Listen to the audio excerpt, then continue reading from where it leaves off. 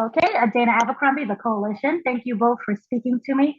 I love this series and I loved what you guys brought to each episodes. What I wanted to know is we have Unprisoned in both the literal sense, but also the metaphorical sense. And so I really wanted to know the relationship between father and daughter and how does that help both to unprison not just their mindset, but how they perceive others. Mm. God, what an Jesus. incredible question. That's a wonderful Woo. question. That's a wonderful question.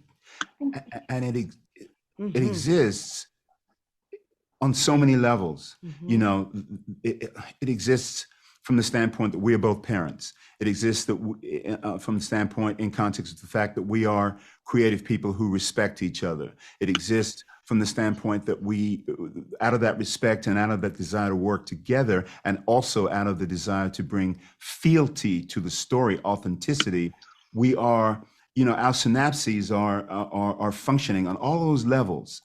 And I'm not going to say, what's interesting for me at this point is to see how audiences respond, how everything that we did, you know, rocks on with the, how it impacts the audiences. And your question is indicative to me of a really interesting response that you've had as audience, right? And how you've processed what you've seen.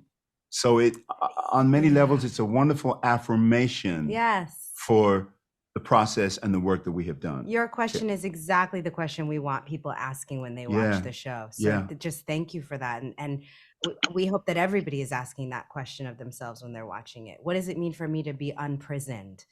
Literally, metaphorically, emotionally, psychologically, in my family, in myself.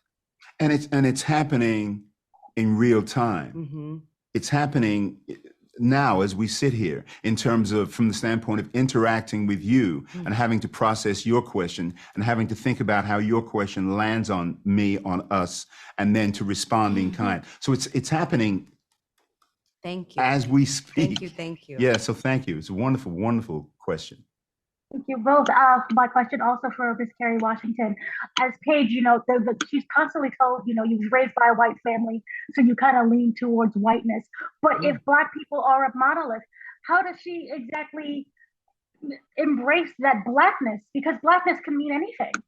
It's so true. It's so true. Right. What another gorgeous question. Yeah. I think part of what she's hungering for and part of why it's so important for Paige to have her father in her life is to experience that reality that Blackness is not a monolith, right? To be able to be in intimacy with her own Blackness and the Blackness that she comes from, to be able to understand the multitudes that exist in our community so that she sees that and experiences that as love and doesn't just identify family love as this white family. Yeah. And for you, Delroy, lastly, what has Edwin kind of given you as a person through this new identity of this character? God, I'm not evading the question. I'm still learning that because I really am, because Trace's dad, I spent some time with him in preparation to enter into this work. And that was an unfolding process.